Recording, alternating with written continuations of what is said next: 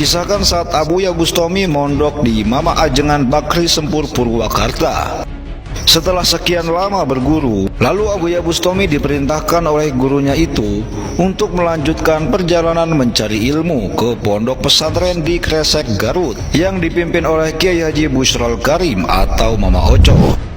Saat itu Abuya Bustomi satu angkatan dengan Abuya Dimyati Cidahu dan Abuya Dimyati Cilongok. Abuya Dimyati Cidahu yang menjadi tokoh senior mereka saat itu.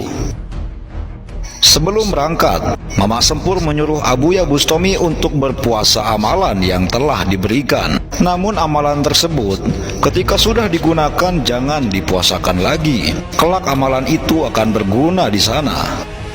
Berangkatlah Abuya Bustomi ke Garut. Sesampainya di Garut, pengasuh pesantrennya Mama Oco sedang sakit. Sampai 1 bulan lebih, Abuya Bustomi sama sekali belum mengaji dengan Mama Oco karena Mama Oco sedang sakit.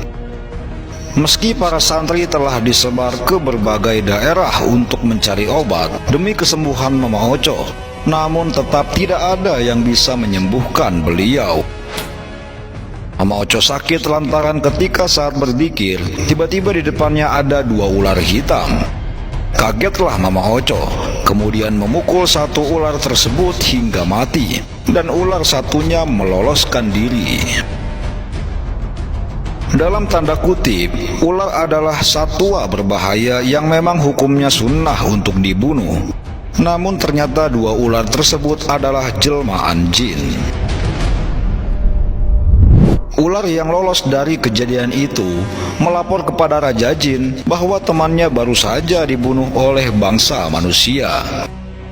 Mendengar hal itu, Raja Jin mengambil paksa ruh royat Mama Oco untuk mempertanggungjawabkan perbuatannya setelah membunuh jin yang menjelma menjadi ular. Hal inilah yang menyebabkan Mama Oco sakit, karena ruh royatnya sedang disandra oleh bangsa jin.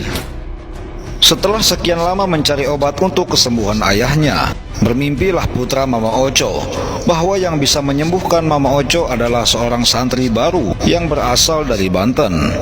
Di sisi lain, Abuya Bustomi juga bermimpi bertemu dengan Mama Sempur. Mama Sempur menyuruhnya untuk segera menggunakan ilmu amalan dari Mama Sempur untuk menyembuhkan Mama Oco. Keesokan harinya di waktu pagi, putra Mama Oco mengumpulkan semua santri yang berjumlah 1.500 orang lebih dan menceritakan mimpinya bahwa yang akan menyembuhkan Mama Oco adalah santri baru yang berasal dari Banten. Lalu putra Mama Oco memerintahkan dari semua santri yang hadir di majelis, khusus santri dari Banten untuk segera memisahkan diri. Setelah semua santri dari Banten dipisahkan, putra Mama Oco tidak menemukan santri baru dari Banten. Yang hadir di majelis semua santri lama. Karena pada saat itu, Abuya Bustomi belum hadir di majelis. Kemudian seorang santri memberitahu bahwa ada 1 santri baru dari Banten yang belum pernah mengaji dan belum tiba di majelis. Maka dipanggillah Abuya Bustomi untuk segera ikut putra Mama Oco menuju kamar Mama Oco untuk menyembuhkan Mama Oco yang sudah lama menderita penyakit.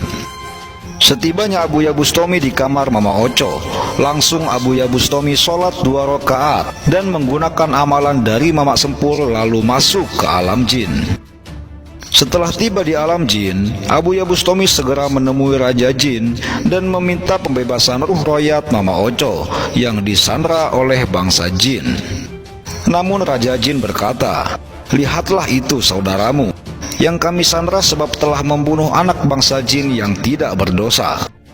Perdebatan antara Abuya Bustomi dengan Raja Jin berlangsung cukup lama. Berbagai kitab telah digunakan oleh Raja Jin untuk mencari dalil dalam menentukan siapa sebenarnya yang bersalah. Singkat cerita, ucapan Abuya Bustomi pun mengakhiri perdebatan. Beliau berkata, "Salah anakmu. Anakmu masuk ke rumah bangsa manusia tanpa mengucapkan salam, sambil menyerupai satwa berbahaya yang sunnah dibunuh menurut agama." Mendengar ucapan itu, Raja Jin tak dapat membantah. Ia mengakui kesalahan dari bangsanya. Kemudian ruh royat Mama Oco pun dibebaskan. Sebagai permintaan maaf atas kesalahannya, Raja Jin menawarkan apapun yang Abuya mau. Namun Abuya Bustami menolaknya. Berulang kali Raja Jin menawarkan barang-barang mewah kepada beliau, namun Abuya selalu menolaknya. Abuya Bustami hanya minta didoakan agar memperoleh ilmu yang bermanfaat. Maka Raja Jin bersama semua jin yang hadir mendoakan Abuya Bustami dan memberikan kenang-kenangan sebuah batu cincin pada beliau. Setelah membebaskan ruh royat Mama Ocho, Abuya Bustami keluar dari alam jin dan kembali ke alam manusia. Setelah Mama Ocho sadar dan sembuh, Mama Ocho mendoakan Abuya Bustami. Seluruh ilmu yang Mama Ocho miliki sepenuhnya Mama turunkan kepada Abuya Bustami. Wallahu a'lamu bishawab.